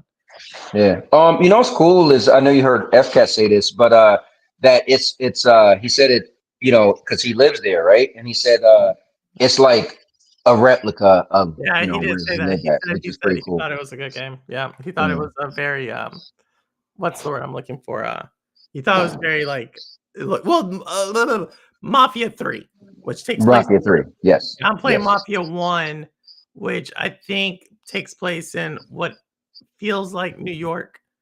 Mhm. So it's all right. It's an Mhm. interesting story right now. Like, so we'll see it. I Um, heard Watch Dogs 3 or Watchdog Legion also did a great job with the UK. I heard when that came out. Remember back on Stadia when that I came never out, played and Watch they Dogs. said, the city was very reminiscent of the true to life. So I Yeah. think that's cool when they do stuff like that. No, I haven't played Watch Dogs. Let's say I was watching Division. Some people were saying that's also Mhm. another one that like you like. If you notice, all these are Ubisoft games, Yeah, actually, yeah, you're right. Wow, except wow, except for Mafia. But right. that's why like I think Ubisoft when they do when they do a good job, they Mhm. do a good job. Yeah, I agree. And so that's why I had said earlier as one of my predictions, I think Assassin's Creed Shadow is going to do a good job. I know I'm a lot of people like Ghost of Tsushima. I get it, but you know, I don't want people to hate me, but I just couldn't get into that game, man. I when I first Ghost of Tsushima first came out, I played it for, I didn't give it that long of a time, I will admit. And then Lion was like, dude, give it another try. And I played it for about 5 hours. I'm like, it's just not me. and I know people Really? love You it, didn't like but Ghost I didn't like there's no. a lot I think it's a very polarizing game. There's some people who love Mhm, it, like Ambi in chat mhm. swears by this game, and I'm sure Ambi's gonna be saying something like blasphemy or something. Right, right, right. No, I can explain, Ambi. I think the gameplay loop. It again and again. You're probably gonna be like, "Oh, you were 3 hours away from it, right?" I think the gameplay loop doesn't get me. Like, if you had special abilities or special powers, or you're fighting demons or creatures, then I think I'd be like, "Oh, wow." Or if you had some really good, like remember Tenchu Stealth Assassin? Oh, you don't remember Tenchu. You're not young. You're not old enough for that. But there was this really cool ninja game back in the day, Purple Tenchu Stealth Assassin, and the way they did it, the crime, kind of like Assassin's Creed, the way they pull off, being sneaky and all the older Assassin's Creed or Assassin's Creed Mirage. And I think like maybe, I mean, I don't know, Ghost of Tsushima had some of that, but it was too, this is weird. It was too like normal, I guess, for me. Like it was just Yeah, like, Ghost of this would Tsushima. be a really great samurai game, which it was. But it was like, I kind of wanted some extra crazy, I don't know. I like sci-fi and just a lot of Some stuff people that don't have taste. There you yeah. go. There you go. Some people don't have taste. No, I think like I beat it. I played it. What I told Mhm. for me, like I'm a story driven person. I thought the main story of Mhm. the game was the least interesting story until the very end. But the side stories were the best until the very end. I don't know. It's just a very uh, I'll, I'll say what I took away from that. It was a beautiful game. I got to play the remastered one, the PlayStation 5 version, and I remember, and it's early in the game, so I'm sure everybody who played it seen this part. But there was like I guess a lake or something, and it was like the little rocks around the lake. Always, whenever somebody bring up this game, I got to mention it. And like it seemed like every little pebble you could, if you walk, your feet hits it, and when it splashed into the water, every pebble would look wet. And I was just like walking and kicking. I'm like, and it was just beautiful. uh, That I will say that graphically, it was pretty stunning. At least to state we'll that see. stage. I mean, I like I said, I played it, I beat it, but that's why when people criticize me, they'll be like, "Oh, you're a pony." I'm like, what Because you played PlayStation and beat a game. exclusive Wow. do I talk about? Like, I don't talk about any of them. I do like their UI better, but that's about it. Hmm. So I haven't gameflied a game since before I left Jersey because I was moving. Like I had no actual physical address. So You heard they I went out of business last week, right? They're I was like like they were like our only customer in New only Jersey just customer. just stopped Um GameFly. so I actually just finally put my game in the mail and I'm getting next because I want to see for myself. But the game of the year. Black So I'm getting Astrobot. Oh, Astrobot. I said Black Yeah, Myth. she's black. Wow. Wanted it to be right. That's what I voted for. But no. So I want to check out Astrobot. Me personally, don't get mad at me, guys. I just in my gaming legacy, I just don't see a game like Astrobot winning Game of the Year. But I never played it, so I'm just saying. To me, it's made a mockery of the Game of the Year. However, last year we had Stray that was nominated. Year before that we had or 2 years before that we had Animal Crossing. So they always put some type I of game. mean, Got to me, if you're gonna give It Takes mm, Two Game of the Year, right? I'm not saying It Takes Two is better or I not as I good know as what you're saying. Astrobot, but right, if you're gonna give It Takes Two Game of the Year, to me, Astrobot makes sense. You know what? This is what I'm talking about. The logic you just used. Because so without getting emotional, right? And I think that's the thing. I love logic versus emotion. So without getting emotional, right? And be like, what do you mean? No, that was great. That was perfect. Because yes, It Take Two did win. My wife and I, we actually beat that game. You were talking about last week. We beat that. We beat man, I said it in the chat. The one with the two prisoners. Joe's here. It's damn. Now I forgot the name. Prison Break or something like that. No, no, it's not Prison Break. It's like A Way Out. A Way A Out. Way Out. Yeah, yeah, yeah. So, which was great, right? So this new game, Split Fiction, looks good. But you are correct. If that won Game of the Year, then how can we complain about Astrobot? No, you know what? I can't. That made perfect sense to me. but I want to play it for myself because I forgot that when they won the award, they was like, and again, guys, shout out to Purple, and nothing against anybody, but I watched the whole Game of the Year awards from Purple Channel because one, I wanted to support my friends, but two, it was beautifully done. When the people start talking, you guys was quiet, you let them speak, you interjected just a couple times. Nothing against some of my friends we know in here. I was watching their channel first, and I was like, bro, I can't hear nothing. They got Purple wild. won it They got too. wild over there. They was wild. They was wild over here. But you gotta love them. But I was like, hey, listen, man, I They gotta got go to wild. the, I feel like I should have had a suit and tie on when I watched Purple Stream. It was Oh all, my, please. put together right. But no, so yeah, you're right. So I'm gonna play it, and I don't know if I'm gonna play it and beat it, but we'll see if it grows on me. But anyway, what I was saying was when the guy gave his speech, he was like, "A thank you to all the people who allowed us to use their characters." I was like, "Oh, that's right." In Astrobot, they had all these They had a characters, and whole bunch of, yeah. maybe that played on some heartstrings. So we'll see. You We'll know, see. But Cowboy, thank you so much. We got someone else that's definitely. backstage for coming by. Thank you again. Congratulations. Happy New Year. Tell Thank Sandy, you. Thank you. I said hello. And We there, got a little hey, there lounge she is. area, so she's There, right. Yeah, we got. So she's over here. there you go. Say Purple hey, said. Sandy. But Purple, thanks for letting me come on, guys. Give it up for Purple Haze once again, the Empress of Gaming. Love you, Purple, to the moon and back. And I appreciate just being around you. And I look forward to some more great years of gaming and everything we do in this community and everything you do in this community. So talk to you guys all later. All right. Later, Cowboy. Thanks.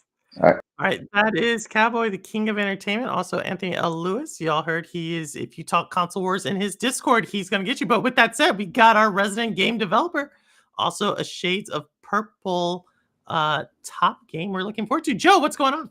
Hey, what's up, Purple? How are you? Not bad, Joe. It's new year, new grind. Yeah, Trying to get ready. Yeah, no, without a doubt. Same. Oh. We'll see how it all shakes out in 2025. Oh man. But what's going on, Joe? What's going on? Updates on the game. What did you think about what I said earlier? China, you were in the army for a second. Oh yeah, no, I agree with that 100%. Like no doubt in my mind. Thank you. Well, I was like, maybe I'm going too far here, but but yeah, we're the old crusty veterans who are For sure.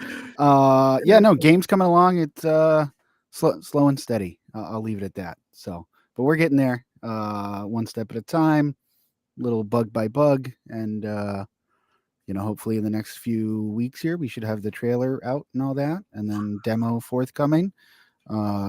I decided in 2025 to use the rest of my GI Bill money and take some continuing education classes. So I'll be tied up with that 3 nights a week. So it's gonna cut down on streaming and game stuff and Now before anybody gets all heartstrings about Joe doing some GI Bill, realize he's getting paid. He's getting paid. It's for the money. Yeah, I'm getting like 3 G's. I'm getting 3 G's to take 3 classes. That's a little. I mean, I'll put it to this: I'm taking classes on digital media creation. So these are going to be like super challenging classes. I so, love. Hey, you ain't trying.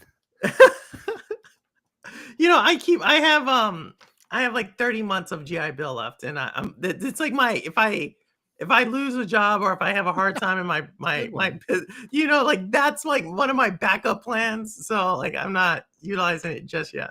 Yeah. Well, I'm also like redoing my basement. So I'm building like a stream room specifically in my basement. But household 6 to get that cleared, that money got to come from somewhere. You know what I mean? So you're still working. You're working. I solved my own problem. You're working on that one. Oh my goodness. No, I hear you on that. Well, I don't have household 6, but I have my mom. Yeah, it's same. Yeah.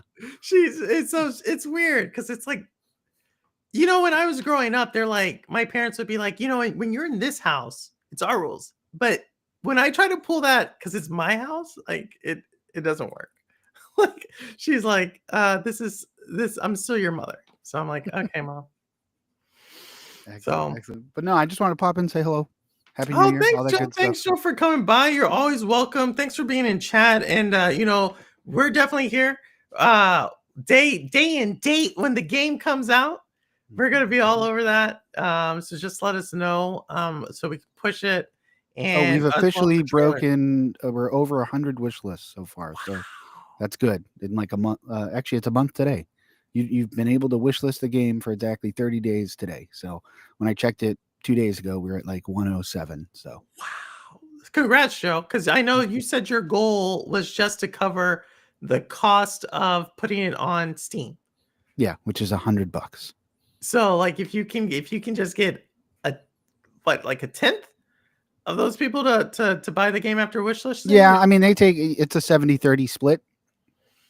So I mean, but either way, just releasing a game, 75% of developers on Steam only release one game. So just Okay. having like one game, Uh no, well, Joe, we're looking forward to it. And I see something. I see mods are canceling out mods. What happened? Like someone canceled out someone. They're trying to figure out something, and they're just let me know and I'll reverse it. Oh, Mystic Fragments. Oh crap. Okay, let me see if I can undo it. Uh-oh. Yeah, they got Sour. Well, Sour Blow has another name. He can always hop back in if he needs to. But let me see if I can pull him back in. This is actually real world stuff. Oh yeah, that was my entire stream the other day that you tried to come to. My whole computer like exploded. Oh, was it? Because I was like, Joe, I didn't get it. Mm-hmm. And so let me see. Who did we time out? Who did they time out? Hidden user. I got it. I don't see him. Y'all. I'll have to work on it. Sorry, but if you're there, just come back on your other account if you have it. I don't know how to undo it. I don't know how to undo it, y'all. Oh, let me see. He's not in timeout on my thing. Oh. And I also have a stream game recommendation for you. Yeah. Have you played Choo Choo Charles? Choo Choo Charles? Is this the one with the dog? No. It's the one with like the spider-looking Thomas the Tank Engine. It's a horror game. It's a horror-esque game. No, I haven't. Let me look this up. And It's an indie game. It's made by one person. Okay. Choo Choo Charles, y'all. Choo. How do you spell chew? Like chew? Like Thomas the Tank Engine. Choo Choo. CHOO. Like choo I was choo like, choo. I was like, Like, is it like chewing or Choo Choo Charles? It's a scary one. There's a 2. Oh my goodness! When's this come out? It's already out. it's already out. Yeah. It's an indie dev game, guys. It was his first like commercial game or whatever. But yeah. Oh my goodness! Something that might be I up your would alley. play it. I would, but I'll probably play it next stream. Yeah. No. Choo Choo Charles. I like it. I love when people take inspiration from other IP. Mm-hmm. Oh, it's game Trez. Oh no, I don't know. Amy, you can't reverse that one. But no, I love when people take like original IP like this. You know what IP I want to see in a game? Paul Bunyan. Interesting. I just think you could take a different you know what they did with like when Abraham Lincoln became a vampire killer? Mm-hmm. Yeah. I feel like you can like expand on Paul Bunyan's story like that. Yeah, I can see that. Or just something. Like I feel like we don't look at American folklore enough. Like Paul Bunyan, Johnny Appleseed, John Henry. Like there's a whole bunch of these like American folklore that we have not seen in gaming, if you think about it. Or I always think it'd be interesting to take like I'm not gonna remember the name of the TV show, but the premise was if like we lost World War II. So like half of the country Man in the belongs Iron to Tower or something. Yeah. So take a premise like that, but make it a video game where you have to like navigate all those like geopolitical type stuff and like whatever, but you're like in America, but it's not the America we know type situation. Stuff like that could potentially go well. I don't know. I don't know. It's a little too close to home, if you know what I mean, Joe. Yeah, that's true too. It's like, I would love it to be in a video game, but That's true too. I mean, from a development standpoint, anybody out there, big, small, or otherwise, that wants to make a game, if you want to, quote unquote, almost guarantee it will sell, build a horror game as an indie developer, or build like a crafty, buildy type game. and it'll sell. Yeah, because a horror game, a lot of indie developers don't make them. Like the marketplace for non AAA games it's not like super a quality one. I mean, there's a bunch of like mid tier shovelware type horror games on Steam. You could find them for days. So there's like a ton of opportunity there. They sell themselves by word of mouth. There's like low overhead because they don't, your average player doesn't expect like huge built out vast worlds, like you have in like an RPG or another type of game where, whatever, it could be like in a house and then you're running from the monster, the end, or whatever. And then crafty buildy games, play themselves, because it's Yeah. more about like, here's the goal you have to achieve and how, like, however you're going to do it, there's 58 ways or how many ever ways to solve it. So you have to build like way less mechanics. Interesting. Yeah, No, that's well, what, you, who you knows? say it, and I look forward. We'll see. And as you were mentioning horror, Bliss just mentioned that there's a Popeye horror film coming out. Oh, no kidding. That's cool. Really? I'm also like, yeah, I'm like, Yeah. I'm into. I know they did the Winnie the Pooh one, Mhm. which is disturbing because Winnie the Pooh has one of my favorite Disney characters of all time in the franchise. But so you're saying buildy crafty games Buildy crafty games or horror games from an indie dev standpoint from an indie what could be about low the hanging games fruit. that's like a simulator? That I would say that falls into buildy crafty Building craft, because I've seen because the they kind of one. like they play themselves. There's not like the pitfall that a lot of developers run into, or that the data supports that they run into, is they'll make like a buildy crafty game and then try to get cute with it and be like, oh, but there's going to be this like crazy story in it and you're going to have to like walk around and do all this stuff, and then it just becomes like a RPG wrapped in a buildy crafty type form. Scope creep. Yeah, major scope creep, which is like super, speaking from personal experience, it's like super hard to deal with just in general. Because you start blending into something else. Well, But you get better. The problem is you get better the longer you work on your game. So like the code I wrote for my I spent probably, I don't know, the last 2 weeks like rewriting my entire player controller because that was one of the first things I did. mhm. And I thought it felt good, but I'm playing with like mouse and keyboard, and I'm like, okay, it's set up to support a gamepad. So plug in the controller, and then I'm like, okay, nope, now this feels broken as heck. So finding that balance, and I had to rebuild the entire player controller, but it's like way more efficient and from a technical standpoint, coded a lot better than the original one I built because my skills have improved over time. So it's hard to fight that, to go back and be like, oh, this system, I could rebuild this, because at the end of the day, none of my players are going to care like how clean my code is or how messy or whatever. Like, Yeah. it doesn't matter. Does it work? And is it fun? Like, that's the end of it. No, you're right. Well, Joe, like I said, we're super excited for the game. Not only for this one, but like lessons learned now. Like, have you thought, and this is something I've never asked you, have you thought like once you launch this game and it's gonna be the success that it's gonna be, Mm-hmm. right? Um, have you ever thought about partnering with other game devs? Like starting that thing that I had started talking about where you have game devs, the revenge of the indie, really like partnering with some others who may also have some experience, and you find yourself like, hey, I'm good at this. Have you thought about that? I have. I think there's more opportunity, in my personal opinion, to partner with like super talented like artists, whether that's like musicians or like 3D modelers or like voice actor folks, like whoever, because there's a ton of that talent out there, and there's a ton of talent out there that's like, at least perceivably, starving artist type folk. I'll write a song for your game for, you know, $20, and you get like your own custom song for your game. Now, quality of song, who knows what that's going to look like, but it's a heck of a lot cheaper than buying an entire song library for like $450. So I think there's a lot of opportunity for that.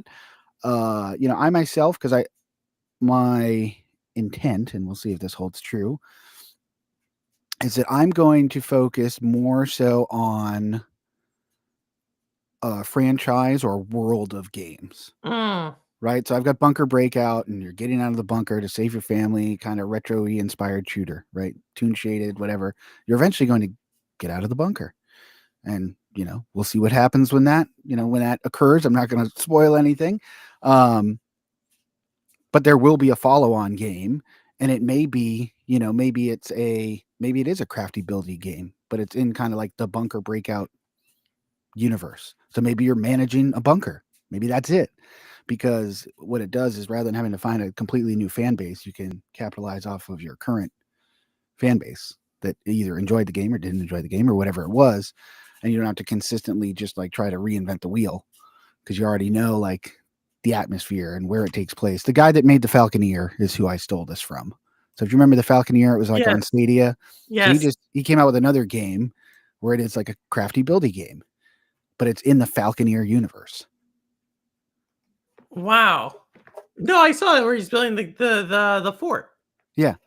No, I saw it. So I it's all saw like it. the Falconeer characters and universe and everything. Jeff played it. Yeah. So I think there's a lot of room for growth, like in that particular sub niche when it comes to games. Because at the end of the day, you could make an awesome, whatever multiplayer live service FPS, but like, are you really going to compete with people buying Snoop Dogg skins on Fortnite?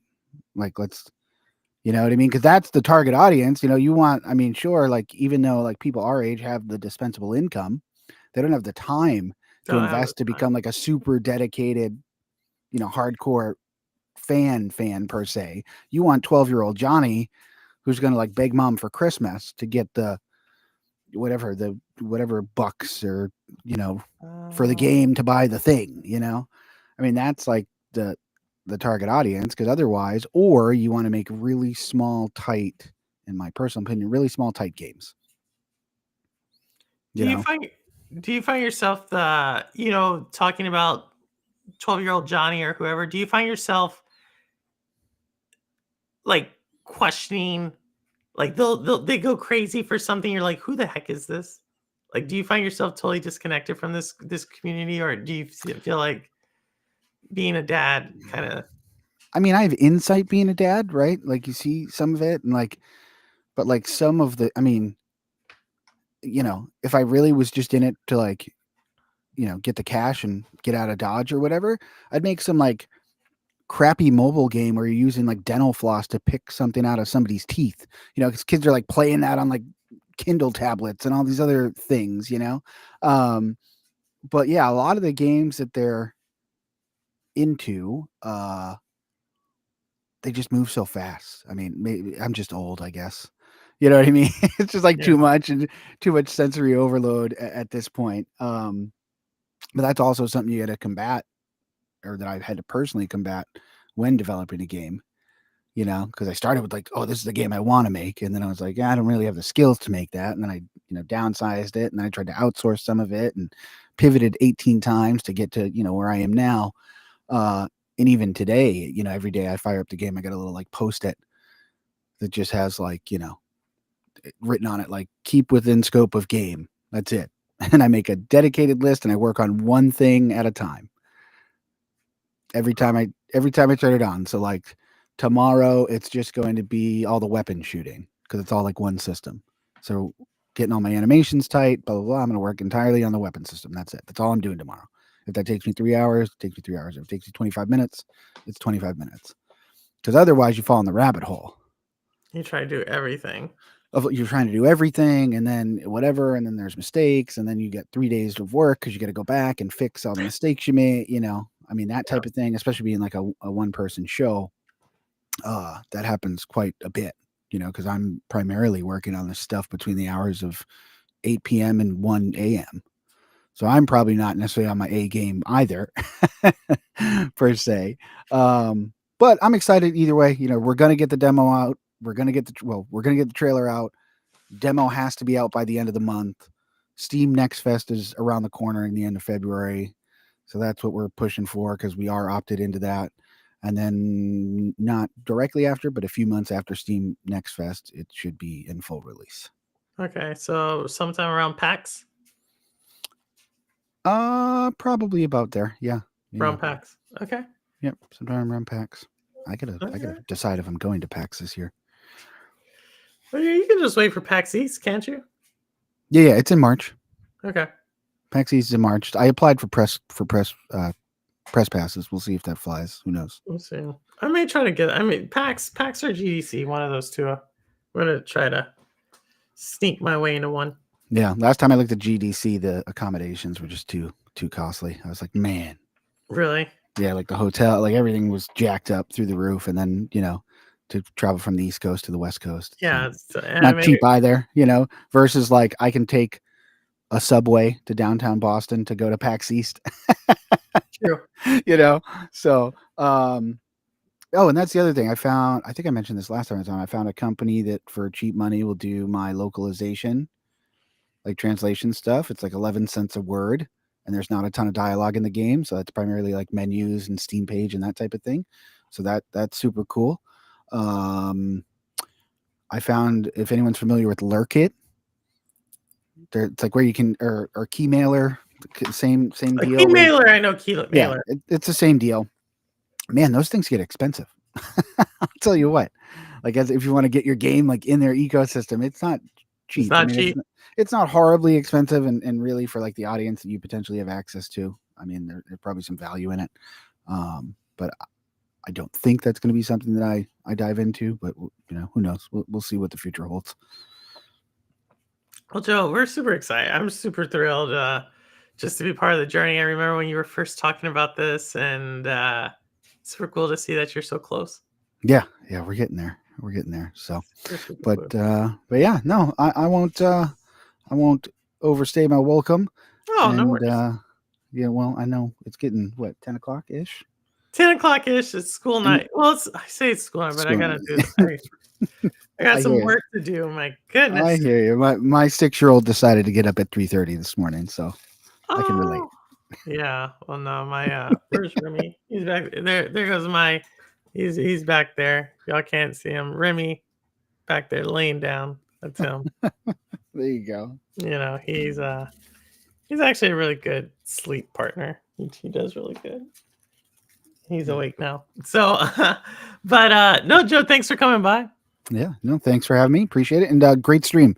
I think you brought up some excellent points. Oh, thank you for that. Thank you. And y'all, we're gonna be following Joe's journey. So soon as trailer launches, we're gonna be on that. As soon as game launches on Steam, we'll be on that. We'll be doing some giveaways, doing some playthroughs. So yeah. And I'll be live Wednesdays, 8 p.m. on Twitch, streaming development stuff. Okay. We'll do it. With my new school schedule, that's what it's going to look like in the future. So, school. I mean, it's night classes, so they just take up a lot of time. That's all. Well, congratulations again, Joe, and thank you. Keep it. Definitely, just keep doing you. All right. Thanks. All right. No worries. Thanks. And we have. I see a Fast is in the chat. Fast, how are you? Fast has Fast. You want to do? When do you want to do it, Fast? When do you want to do it? Let me know. Send me a message, Fast. Send me a message when you want to do Fall Guys, and we'll try to make it. Can't be now. Like, give me some time. Give me some time. Pick a weekend. Not this weekend. Pick a weekend. Let me know when you want to do it.